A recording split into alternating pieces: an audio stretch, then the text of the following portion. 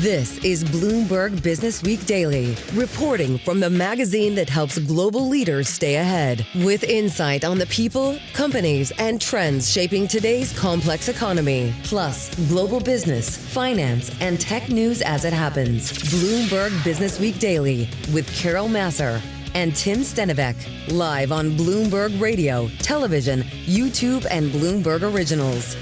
And a very good afternoon, everybody. Yes, indeed, across Bloomberg platforms. Carol Massar, Tim Stenivek, live here on Bloomberg Businessweek Daily. It is Tuesday, June 2nd? Yeah, I just changed it. You had June 3rd in there. Did I? Yeah, you were gone for too long.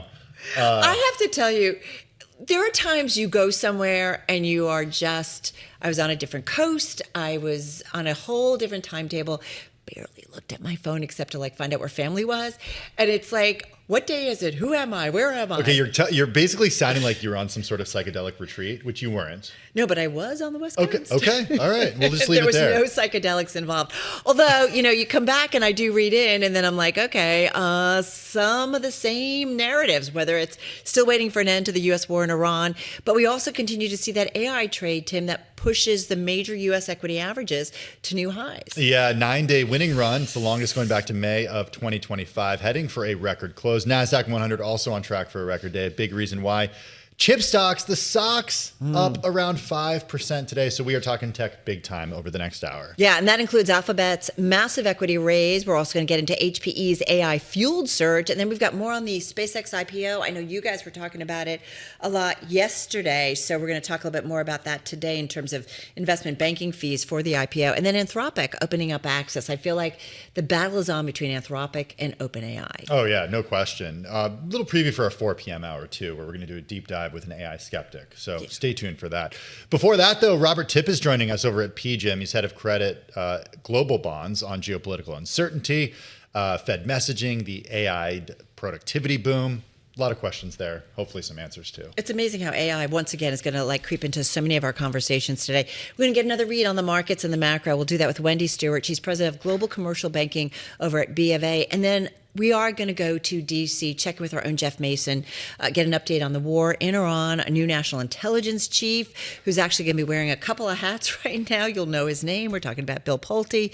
And then whether or not President Trump can be targeted with an IRS audit. So, yeah, another interesting drop of headlines out of the Washington, D.C. area. Well, all that and more coming up over the next hour right here on Bloomberg Businessweek Daily. First up, though, a check of the day's trade and top business stories. Here he is, Charlie. All right, thank you very much, Tim. Welcome back, Carol. We are looking at a day in which the S&P 500 index trading at a record. Perhaps the bigger question on the S&P, will we close above 7,600 for the first time? 7,604, where we stand right now. That is a gain of just about 0.1%. And keeping the gains for the U.S. stock market in perspective, it was May 11th when we got above 7,400 for the first time. Here we are, 7,604. The Dow also at a record up 150, now up 0.3%. NASDAQ, though, in the red. The NASDAQ Composite Index trading lower by 16, down by about 0.1%. Tim mentioned the stocks. The Philadelphia Stock Exchange's Semiconductor Index up now by 4.6%. All of this with a VIX below 16, a 10-year at 4.45%, the 2-year 4.04%, and the 30-year 4.96%. Gold, little changed, $44.87 the ounce, and West Texas Intermediate crude gaining. WTI up 1.6%, $93.66 a barrel. Barrel of Brent, $96.01, up by just about 1.1%. A source tells Bloomberg U.S. officials are continuing with an agreement that bars the government from probing past tax filings from President Trump and his businesses, while a plan to set up a anti-weaponization fund remains on hold. Coming up after the close of trading, Palo Alto Networks ahead of earnings, shares down by 2.6%. Carol and Tim, that is a Bloomberg Business Flash. All right, Charlie, thank you so much. Carol Massar, Tim Stenivek, live here at Bloomberg headquarters in New York City. I think I just saw Barry Ritholtz running around outside the studio saying hi, by the way. Hi, Barry. Was he? Yeah, was he? Barry Ritholtz. Hi, Barry.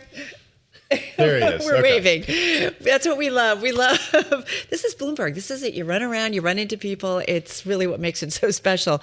Hey, what we want to get to, though, is what makes this administration special. And that's because there's always a lot of headlines coming out. We had President Trump saying reports that the U.S. and Iran stopped speaking a few days ago, Tim, are false and erroneous. Yeah, we got stuff on whether the president's tax filings can actually be audited. We've got a new head of national intelligence. And then just crossing a little bit ago, a new White House Correspondents Association dinner. It'll hold another dinner on July 24th. It'll be 3 months after that annual dinner was postponed due to that shooting incident at the venue. Yeah, a lot going on. So let's get to it. Jeff Mason is with us. He's Bloomberg News Washington and White House correspondent. He joins us from Washington, D.C. Jeff, always good to check in with you. And I'm always like, where to begin? Where to begin? Seriously.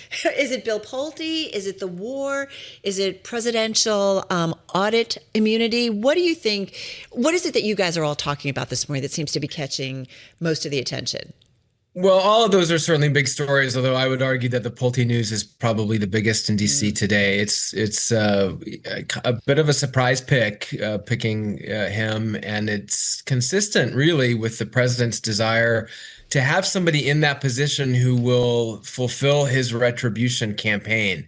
This is not someone who has a vast set of experience or background in national security. It is, however, someone who, in his housing role, ended up referring people to the Justice Department for mortgage fraud and issues like that, as who were enemies or perceived enemies of the president. So that was something that pleased him with Tulsi Gabbard DNI. Putting him in to that position gives him a chance to continue that path. What is the typical, not the typical person or the typical background, but what is the traditional role of the Director of National Intelligence?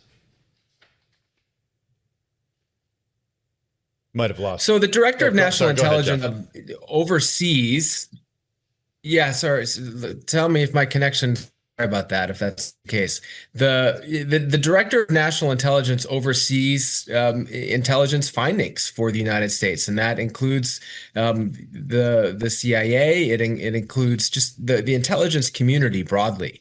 So that it's a very powerful position, and it in terms of background, Tulsi Gabbard actually was also an unusual choice insofar as she didn't have a lot of intelligence background either, though she did have background as having served in Congress, and those types of positions will often go to somebody who has spent time on Capitol Hill and as an elected official. But unusual in this case. But again, I think the broader point is that he's chosen someone who is an ally and who is an attack dog. And apropos unusual, the president made a similar pick during his first term when he put Rick Grinnell in as the acting DNI. Again, Pulte will also be in an acting role. Rick Grinnell at that time was the former ambassador to Germany and also just an attack dog for Trump. So in that sense, these two picks are somewhat similar. Jeff, is the president running out of people to fill positions? Like I just think about, or people that as you say, will be truly a loyalist to the president and his mission. I don't think he's running out of people. No, I think he's in the spot or in the phase of this second term where some members of his cabinet are departing, and he's fired a few, which he didn't really do during his first year, with one exception. And now he's going into the mode of putting people in acting roles. And the acting role is also not uninteresting, in part because it means he can put Pulte right now as DNI without having to worry about him being questioned by members of Congress about what his intentions are, what his qualifications are. He can't stay forever. I think he can only stay for about a year as acting, but a year is a long time, and it's certainly long enough for him to pursue the agenda that President Trump probably wants him to pursue. As Carol mentioned, there are a lot of places we want to go. I want to just get your take on this anti-weaponization fund. The president planned to pause the anti-weaponization fund. It faces GOP skepticism. That fund, we should note, it was a rare moment of pushback or the president actually dropping something that got criticism, Jeff. And I'm wondering, we can kind of count a handful on our hand a handful of times when the president has not gone through with something that has sparked a lot of outrage. He ends up going through with it. What was it about this that caused so much pushback and ultimately led the president to drop it? It's a great question. I mean, you can certainly also count on one hand the number of times that Republicans in Congress have strongly stood up against the president for something that he or his administration was doing. I mean, the top two ones on my list that I can think of right now are their handling of the Jeffrey Epstein files, and now this. So this was a red line for Republicans, and it seems like part of the reason for that is we've got a changing dynamic on Capitol Hill. The president had just endorsed some Republicans who ended up becoming Senate candidates or the Republican Senate candidates in races that were ousting existing Republican senators. That didn't sit well with some of the establishment up on the Hill. And then again, the big ethical questions related to this fund and the possibility that money could have gone to people who had invaded the Capitol on January 6th. These senators and congressmen and women were there on January 6th. Mm-hmm. And certainly they've let Trump erase a lot of the history related to that. And the president pardoned the January 6ers, as they're known, on his first day in office. But giving money to them appears to have been, for these lawmakers, a step too far. 30 seconds left, Jeff. And in terms of any kind of future audit of President Trump's tax filings, his businesses, is that a done deal that cannot happen, or what do we know? Very hard to believe that he would walk away from that part of the deal, and it doesn't sound like he is. The question is whether or not it will be challenged in court, or whether the judge who reopened this case will look at that piece too, or if it's just really a focus on this fund, which now seems to be not something they're going to pursue. All right, great roundup as always. Jeff, thanks so much. Jeff Mason, Bloomberg News, Washington and White House correspondent there in the nation's capital. All right, from Washington to the financial markets we go, and specifically global bond markets. This, as we've seen U.S. Treasuries retreat from near their best levels of the past month, as a labor market report earlier today backed wagers that the Fed's next move will be to raise interest rates. Tim, here to talk global bond markets. Robert Tipp is back with us, Managing Director, Chief Investment Strategist, and PGIM Credit's Head of Global Bonds. He joins us here in the Bloomberg Businessweek studio. Great to have you back with us. Is the trade, Robert, at the beginning and end of every day still about geopolitics? I think it hasn't been, and it still isn't. You know, we've seen a market that's been, increasingly range-bound, since the end of 2022, when we got up to 4.25 on the 10-year Treasury. Volatility has been coming down. The market is grounded in pretty stable fundamentals. I think investors have been shocked at the economy's resilience to the rise in rates in 2022, to Silicon Valley Bank, to the tariff war.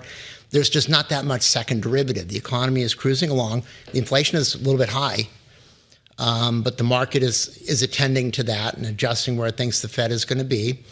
The market's fine with that. It's a growing economy, and the technical conditions are excellent in fixed income. There appears to be a lot of cash on the sidelines. It's basically a search for yield environment. Are they underestimating, though, the power of something to once again kind of disrupt the trade, or the persistence of energy markets being disrupted longer and longer? I mean, I think this has gone on longer than everybody expected. Is there a feeling in the markets that there's maybe too much complacency about what could still upend things? Sure. I mean, that's been the conventional wisdom from the beginning, and it may continue to be. Yeah. People that know a lot more about the oil market than I do and geopolitics have hypothesized from the beginning you are going to hit physical shortages 10 days out, 2 weeks out from the start of this. But, nobody is playing to die, right? Everybody around the world wants to have their economy thrive as individual consumers, as businesses. So they're adapting. SPRs are being released. Mm-hmm. People are driving less. They're, going to renewables. They're changing their routes for energy. And lo and behold, we're not rising to $150 or $200 Brent that's destroying demand. We got up to $100 or so, and things are kind of stabilizing. So it looks like things are okay with this. Oh, okay, but a new normal. Is that the question, or is that the answer, rather? I have to say, coming from a family wedding on the West Coast, and with 20-somethings in the car, multiple, or at dinners, and everyone talked about gas prices and the higher cost of things. And I'm just wondering, at what point, the longer this goes on, does it even become more problematic in terms of economic growth and some problems here? It's definitely a possibility. Keep an open mind there. I think the most dangerous environments for the markets in general have been overheating environments. Classic example was 2018, Trump. Second 2 years. Yeah. I think the first year or so that he was in office, people doubted he would be able to get anything done. He passed 2 fiscal stimuluses in an economy that was doing really well. The overheating concerns rose up, spreads blew out in fixed income, corporate bonds underperformed. It was really serious. So I think, that would be the risk, is if you see a spontaneous acceleration in the economy with inflation running 1% above target, that would be very jarring for the markets. It doesn't look like that's what we're seeing, though. I want to ask you about something that I know has been a big topic on the Bloomberg today, and this is about Alphabet, obviously the parent of Google, raising $80 billion through a package of equity offerings, doing a deal with Berkshire Hathaway. It's something we're going to talk about a little bit later on. Our Markets Live blog, though, noting that for all the speculation over the impact of Alphabet's equity issuance on the stock rally, the move is proving positive for hyperscaler bonds. They're catching a bid today as credit investors applaud Alphabet's plan to raise $80 billion in equity, calming fears that big tech is leaning too heavily on debt to bankroll its AI spending spree. What do you think will be, though, the impact of the boom in AI-related borrowing? Because we know it's going to continue. And whether it becomes more of a mix of debt and equity, we'll see, but still. Yeah, well, I think investors, to some extent, are living, or on the trailing edge of 50 years of PTSD. It started with the junk bond market in the 80s. You can go right through the crises of WorldCom, Enron, the financial crisis, all of these things. The thing that creates weakness in the economy, weakness in the markets, is when it's standing on a house of cards. When there's excessive leverage against inflated expectations for growth, and inflated asset values. So what are you seeing here? You're seeing a company that has very strong cash flow that could probably meet most of these CapEx needs, raising money to keep cash balance high. Are they going to just lever up? They're raising equity. This is, you're seeing a real attempt to try to look responsible in this buildup. Do you see any, on that comment, do you see any signs of a house of cards anywhere in this economy right now? I should answer the first part of that question. So, all else equal, you get some pressure on credit spreads, within what is a really firm credit environment, maybe a little steepening of the credit curve because of all of this long-term industrial issuance. But in terms of the house of cards, there are obviously pockets of weakness with individual credits. Everybody's very concerned about private credit and BDCs and so on. But the fact of the matter is, what made all those previous incidents so traumatic is when you had a credit problem, you would have a cascade of unwinds, of very high leverage. Here you're looking at BDCs with, delinquencies, some downgrades, but you don't have the follow-on forced selling and a whole, levered unwind in some huge segment of the economy. So things are looking pretty resilient. 30 seconds left, Robert. I'm curious about what you see as the best opportunity globally when you look at the fixed income market. Yeah, I think the hardest thing for investors is going to be to get into the market. The higher yielding products are probably going to have the highest returns over the long term, and staying in the market. There's a lot of focus, people staying very short, intermediate in the market. They could probably go longer term and have better returns over the long run. But you mean that globally? You mean... I think, yes. I think looking at DM bond markets around the world, there's pricing for rate hikes that's probably adequate, good amount of term premium, probably enough on credit in terms of compensation for those to win out. Thank you so much. Really appreciate it. Robert Tipp, Managing Director, Chief Investment Strategist, and PGIM Credit's Head of Global Bonds, joining us here. Coming up, we've got a tech roundup from SpaceX IPOs fees to HPE shares skyrocketing. That's next.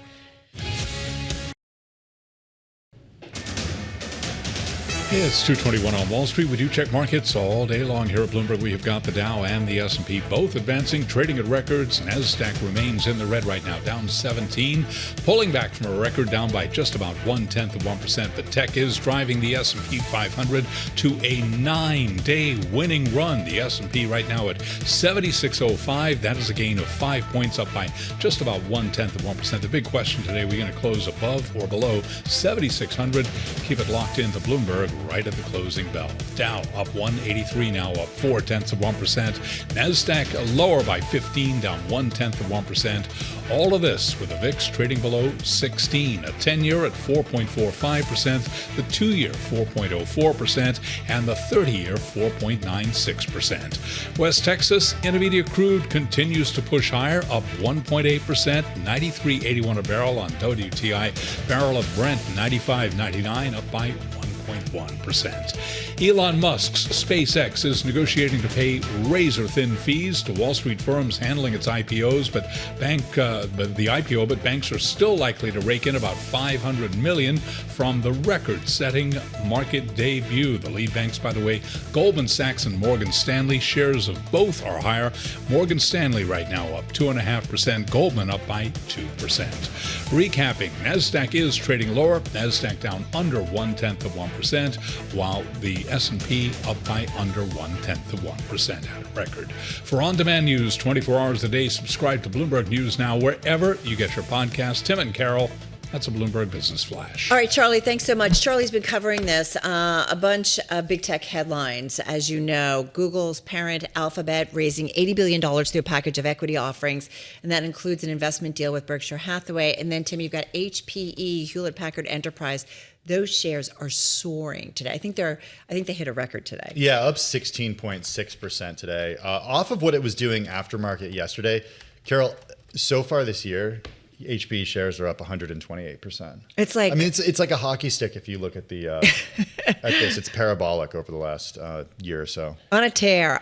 Speaking of on a tear, Elon Musk's SpaceX negotiating to pay razor-thin fees to Wall Street firms handling the company's IPO, but banks are still likely to rake in about $500 million from that record-setting market debut. Yeah, if you're raising $75 billion, you're still making a lot of money. It's a lot of money. There's also a story on Anthropic. We want to get into all of it. Let's get to our tech roundup. Bloomberg Intelligence Global Head of Tech Research, Mandeep Singh, joining us on Zoom right here in New York City. Mandeep, there is a lot to talk about.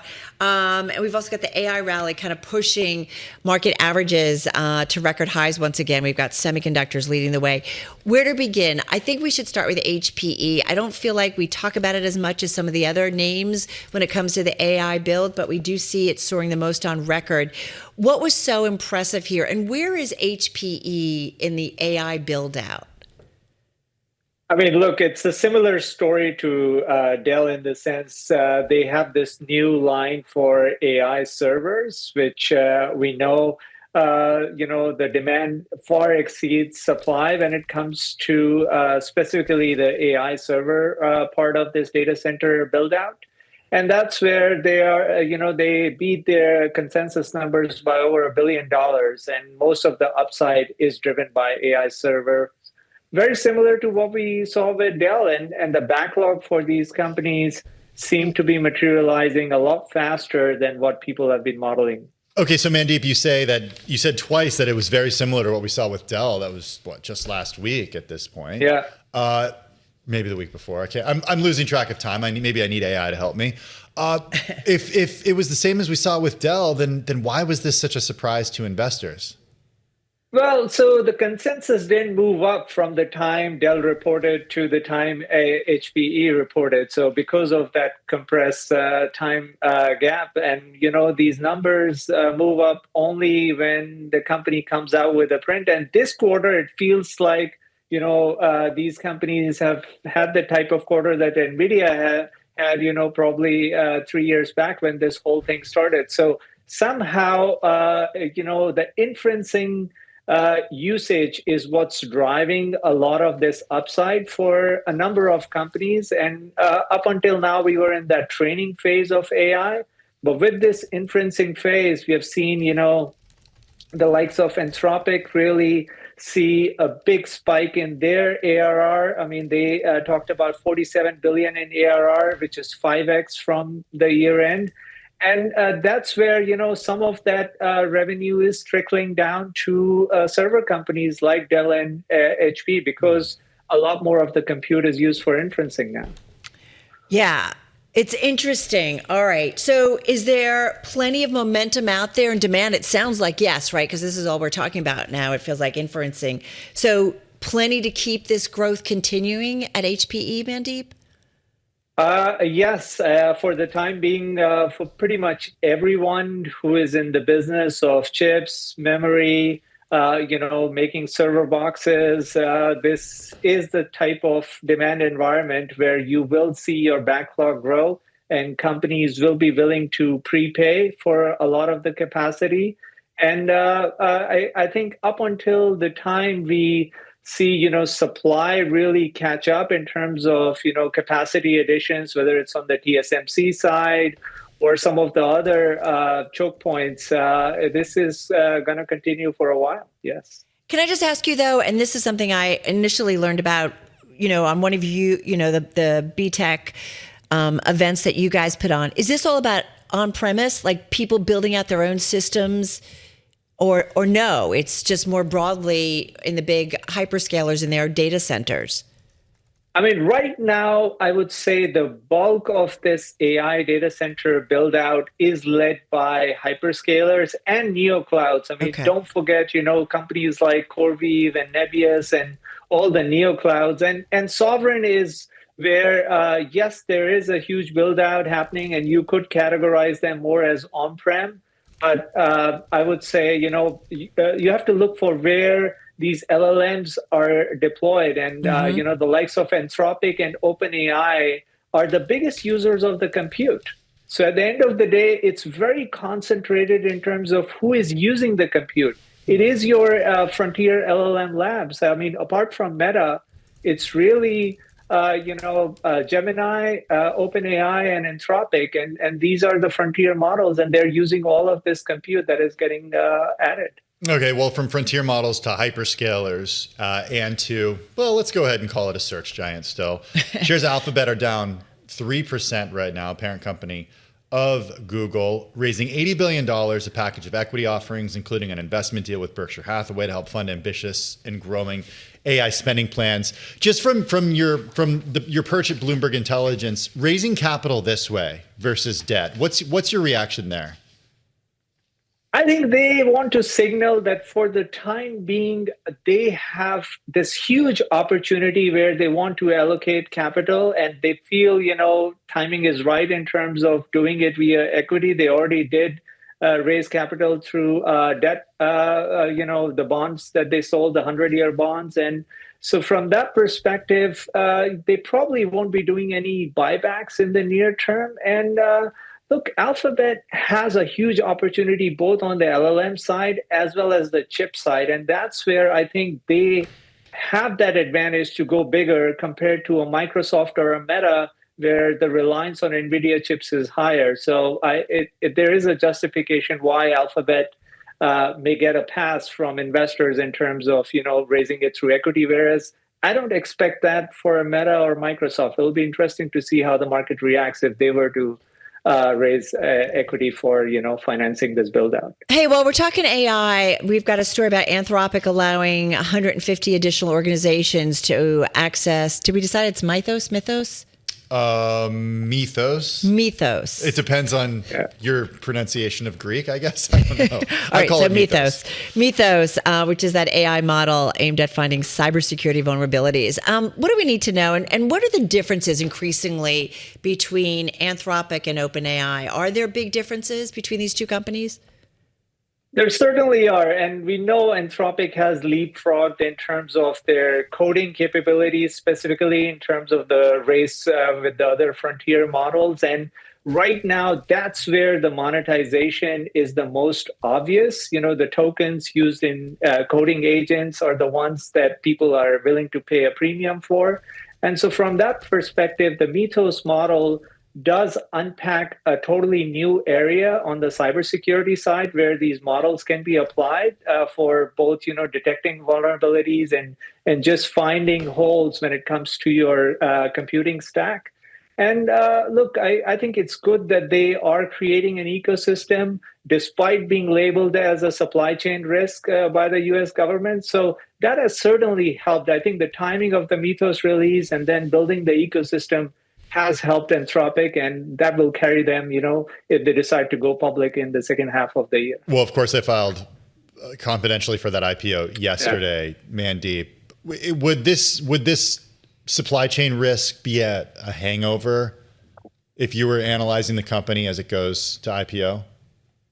I mean, I would have thought that would have been the case, and that was my instant reaction. But going by what has transpired in the last couple of months, their revenue has just been parabolic, and that $47 billion ARR number.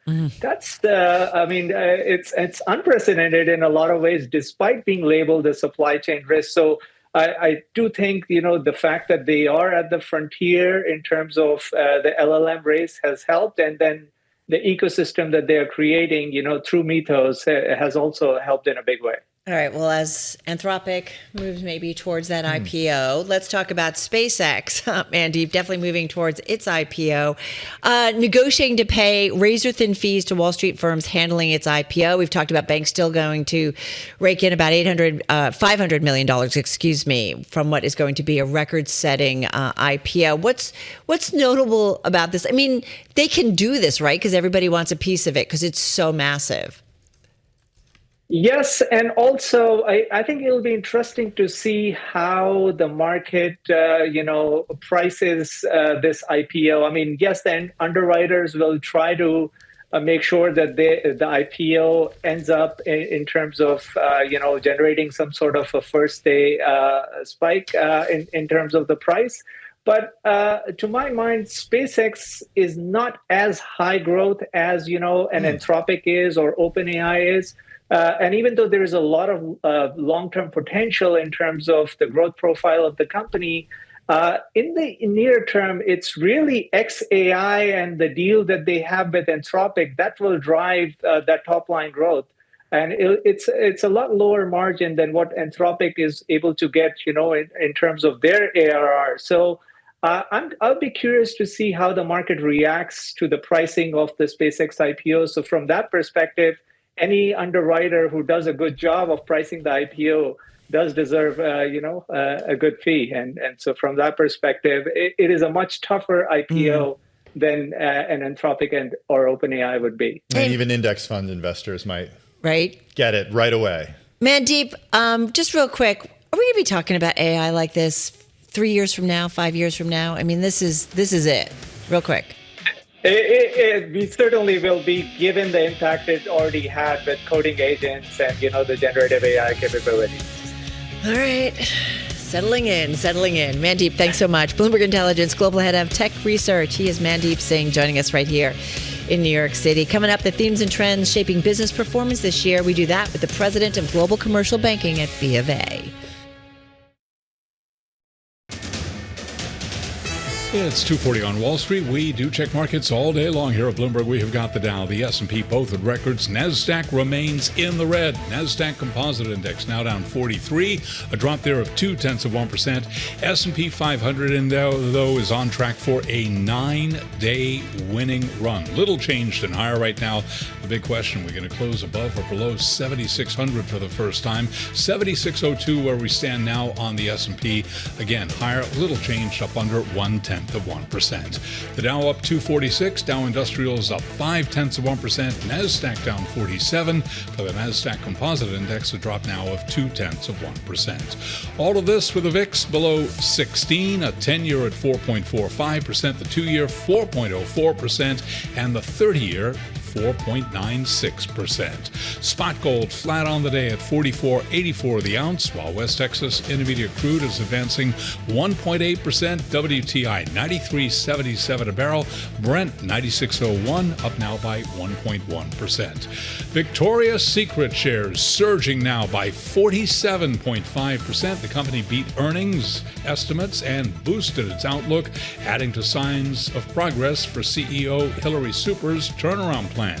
Company has a new ticker beginning today, VSXY on the ticker. Again, Victoria's Secret up now by 47.4%. A source tells Bloomberg U.S. officials are continuing with an agreement that bars the government from probing past tax filings from President Trump and his businesses, while a plan to set up an anti-weaponization fund remains on hold. Recapping, S&P right now at 76.03, up under 0.1%. For on-demand news 24 hours a day, subscribe to Bloomberg News Now wherever you get your podcast. I'm Charlie Pellet. Carol and Tim, that is a Bloomberg Business Flash. Yes, it is. All right, Charlie Pellet, thank you so much. So some of the economic news, it's a big week actually for the labor market, but we did get a read today. U.S. job openings jumping in April to the highest level in almost 2 years, and layoffs fell, adding to signs that the labor market, Tim, remained resilient. Even so, though, there's maybe still some concerns. Yeah, surveys suggest businesses and workers remain anxious about the labor market and economic conditions. The share of consumers who said jobs were plentiful fell in May to the lowest going back to 2021. That's according to the Conference Board. It all leads to that monthly jobs report that you mentioned on Friday, Carol. I have to tell you anecdotally, people say this market is so tough to find new jobs in. Yeah. Low hire, low fire environment. And we keep putting story after story on the Bloomberg about folks that are graduating, kids, and how difficult it is to find jobs, even to find internships. Let's say you're a junior, and that junior internship in college is so important. Did you see that on the terminal? Were you here then last week? That was a big story last week. The entry-level jobs, not there. Yeah, exactly. And so it's a very interesting, especially when you hear people say the economy's doing okay. And we want to ask our next guest that. We welcome Wendy Stewart. She's president of Global Commercial Banking at Bank of America. They remind us that they serve 1 in 5 U.S. middle market clients with annual revenues of $50 million to $2 billion, as well as more than 1/3 of U.S. Fortune 1000 companies. She sees a lot. Wendy joins us here in studio. Welcome. So nice to have you here. Thank you. And I appreciate the opportunity to be with you this afternoon. Well, tell us about, you guys have a great vantage point. I love middle market. That is so much a part of our economy. Tell us what you're seeing and what you're, in terms of lending activity, business activity, concerns. How would you describe how middle markets or middle market businesses see the world right now? Well, it's a terrific business. And so when we talk about middle market companies, we cover U.S. and Canadian-based companies. We also cover their international subsidiaries around the world. And what is terrific about the middle market space, they're a real driver of the economy right now. They're driving growth, they're driving hiring, and they're driving innovation. And when we look at what that means for us at Bank of America, that's driving deposits, it's driving lending, and it's driving strategic activity. And most notably, M&A has been a big opportunity for our client base across the middle market space. And they're using M&A to grow, to manage supply chain, to bring costs down, and then also to expand globally. So what's driving the M&A? Is it? And we were talking private equity last week, and somebody who's in middle market private equity, and a big narrative there is that there are a lot of family businesses that the people, maybe they're second generation or first generation businesses, and they don't have, their heirs do not want to continue to run the business. Is that driving M&A? That's part of it. We see when we talk about that was like the opportunity for private equity. Yeah. So for us, when we look at the privately held companies that we cover, a lot of them now are run by third, fourth, or fifth generation. So they have had succession planning that has worked well. It's not to say that there are companies that don't have that opportunity, and so they do look to sell. But it's not that binary. Some of our clients that would like to have a liquidity event, they want to take some of the valuation off the table, and so they might sell a portion of the company, but not the whole thing. They continue to run the company. Some companies are looking at M&A. They want to acquire other companies because they're really looking to grow, whether that is grow geographically, whether it is sector adjacent. And then, other companies are looking to solve for specific challenges that they're facing. Supply chain has been a real consideration. And so where they can diversify supply chain and look to grow globally, they've been doing that too. Would these firms say globalization is dead or not dead? Because it sounds like they're growing internationally. If they're also thinking about supply chains around the world, to me, it would say no. But tell me what you're hearing. I would say it's evolving. So Okay. if you remember a few years ago, there was a lot of conversation about friendshoring, reshoring, nearshoring, and a lot of our client base did that. However, the world continues to change. And given the geopolitical uncertainty, clients have to be flexible. And so an area that might have been a really good opportunity for them may not be as appealing. And conversely, an area they've gone into, they want to double down. The other thing that we're finding is that as clients are diversifying, they leave opportunity in one part of the world, and they're not looking to move that into a different part of the world. So they can then protect, the business ecosystem in Europe, as an example.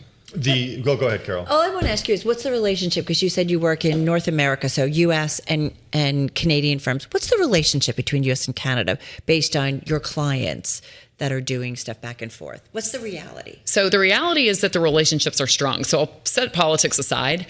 We don't focus as much on the politics. We focus on what the business relationships are like. Those relationships, it can, but right? what I would say is that, look, our clients are much more pragmatic than they are political.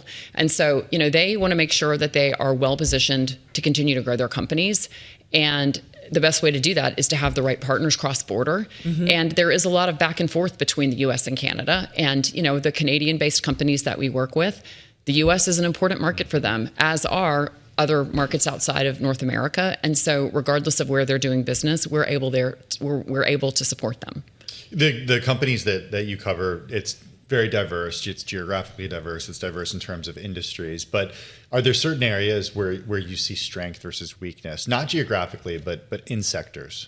I would say we're seeing a lot of strength in most of the sectors that we cover. That's by design. We want to cover sectors that are growing so that we can continue to do business over the long period of time. They have different challenges, different opportunities. If you're looking at manufacturing, there's a lot of growth in manufacturing, but talent can be a challenge.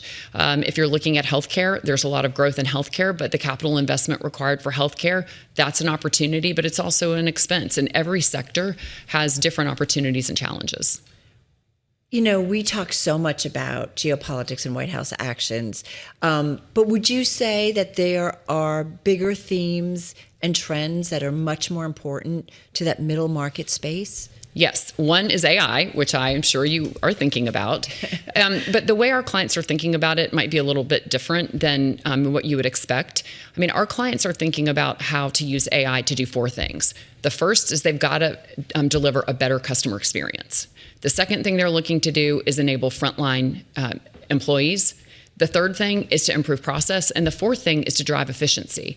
And in order to do that, they've got to make sure that they have their data in order. They've got to make sure they understand their processes and then look at how to overlay AI so that they can get the benefits that AI will deliver, and one or more of those four things that I've mentioned. How are you using AI? Well, we have a similar approach at Bank of America. And so we, too, also have looked at all of our data. We've got our data well organized so we can utilize it. I actually think it's the holy grail for us. When you think about the number of clients that we cover, not only in global commercial banking, but across our company, we have millions and millions of clients. And so we have a lot of data, but the data is only as good as the insights that we can pull from it. So we've been very focused on how to do that across all of our lines of business. Great stuff. Come back soon. Thank really you. Enjoyed it. Wendy Stewart, President of Global Commercial Banking over at Bank of America, joining us right here in studio. Hey, folks, we've got a trade where we see yields are certainly off their highs of the session. Moving on over to the equity. We're just off our highs here, but just up about 0.2% on the NASDAQ 100, just a hair higher when it comes to the S&P. Stocks on the move when we come back. This is Bloomberg Businessweek Daily with Carol Masser and Tim Stenovec on Bloomberg Radio and Television. All right, everybody, we are getting ready for the last hour of trade on this Tuesday, June 2nd, not June 3rd, as I thought it was earlier. Sorry, Carol. No, that's okay. This was an easy week because Monday started on the 1st. That's right. So, but I know you were off, so It's like, what is it? you were Actually, there was you were off on your retreat. You know, we're getting ready to go to the West Coast. We have some great broadcasts coming up on Thursday. Our Bloomberg technology team and live team putting together a live event. So we're going to be broadcasting from there on Thursday. But what's so funny, at some point I was looking at my airline and I'm like, oh, shoot, did I do the wrong day? And it was just a case of like, if you want to change your flight, you can, fly out a day later. Well, I've done that before, so right? Yeah, don't worry. It's just it's like happened. It's just been a little crazy. Not so crazy, kind of mellow. Although we're off our definitely worst levels of the session, but just up a hair, up about 5 points, above 7,600 on the S&P 500, Nasdaq 100. Tim, just up about 0.2 of a percentage point. Yeah, in terms of what's actually moving within the indexes, the S&P 500 being led by utilities, energy, and materials, communication services, healthcare, and consumer discretionary are the only three industry groups in the red today. And it looks like we're on track for some new records when it comes to the S&P 500 and Nasdaq 100. We're up 20% from the lows of the end of March. Yeah, and Bitcoin's flat over that same period of time. Yeah, how do you make sense of that? You never make sense of Bitcoin. Yeah, but okay. I would say you make sense Silly of me. make sense of the rally based on earnings growth, which is what we've heard over the last few weeks. Yeah, that's a good point, right, in terms of what we've heard from those quarterly updates. Hey, I'm Carol Massar along with Tim Stanovic. Let's get a look at some stocks on the move. With us to do that is Bloomberg News equities reporter Natalia Kini-Javich. She is here in studio. Natalia, we do have some big movers in today's session. Where do you want to begin? Let's start with HPE. The stock is up by 17%. At one point, it jumped by as much as 36%. This is the highest, the biggest level on record. The company posted better than expected results, also boosted outlook on key metrics. We saw that revenue for the past quarter jumped by 40%. CEO was on Bloomberg TV earlier. He was asked whether it's a demand or a supply question or just a result of higher prices. He said this is a volume story with very disciplined pricing execution. I chatted with a couple analysts, including Bloomberg Intelligence, and I asked, why is it such a huge surprise that we see this reaction in stocks? So they said that basically this big jump in revenue came from corporate IT segment, which means that companies bring AI in-house. As a result, we may see a productivity boost, which we will all are expecting given this massive capex in AI. And the key takeaway that this is happening much sooner than it was expected, because people are saying they thought it would be like a 2027 story. I mean, it's kind of wild because you go back to 2015, which is when the company HP and HPE split off. Right. And this stock between 2015 and the beginning of this year had literally done nothing. It was up 3%. I was going to say, it wasn't doing anything, right? Over the last decade. And now it has gone parabolic. It had a market cap at the beginning of the year at just over $30 billion. It's now at $73 billion. Don't you remember when they first did the split, everybody thought HPE was going to be the one that just took off like a rock. That was the whole idea. And it was the legacy business went into. But the legacy business actually did better for a while. But now we're seeing certainly a different trade, and HPE certainly coming, I guess you could say, into its own.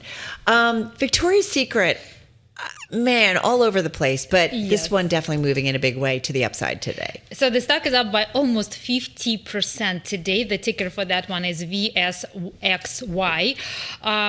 Better than expected results, better than expected outlook. We see that sales guidance annually will be at as much as 7.13 billion. Analysts expected a much lower level. However, guys, we should keep in mind that this stock has about 20% of short interest. So we potentially some short covering is happening as well today. But overall, analysts were really happy about the results, specifically how the new management is executing the strategy, appealing to younger audience. And they also mentioned Hailey Bieber's campaign during St. Valentine's Day. They even mentioned some specific age groups that the company is targeting right now, between 18 to 24 years old. So pretty strong results. We'll see how that plays out. It used to be a Victoria's Secret right across the street, right? There's nothing has been in that building for a long time. Right? It's been closed for a long time. All right, Shake Shack.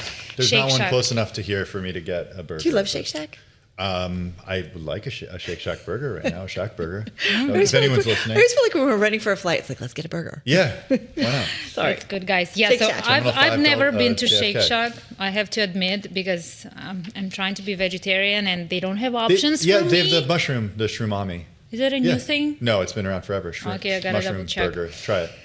Cool. So the stock is down by 9%. The ticker for that one is SHAK. So annual guidance was scaled back. Shake Shack cut second quarter same-store sales forecast to 2.5 to 3%, down from 3 to 5%. So the management, of course, blamed macroeconomic environment, really competitive landscape. Analysts are also saying that all of that just shows that the previous guidance was too aggressive. Okay. And they also implemented some menu options like barbecue menu. I don't know if you guys tried it. Nope. So, but it just worked for a very short period of time. So for now, investors and analysts are saying whether this guidance was cut enough. All right. We're seeing the stock down. Natalia, thank you so much. Check out Stock Movers Podcast. Find it on Apple, Spotify, or anywhere you get your podcasts. The close coming your way.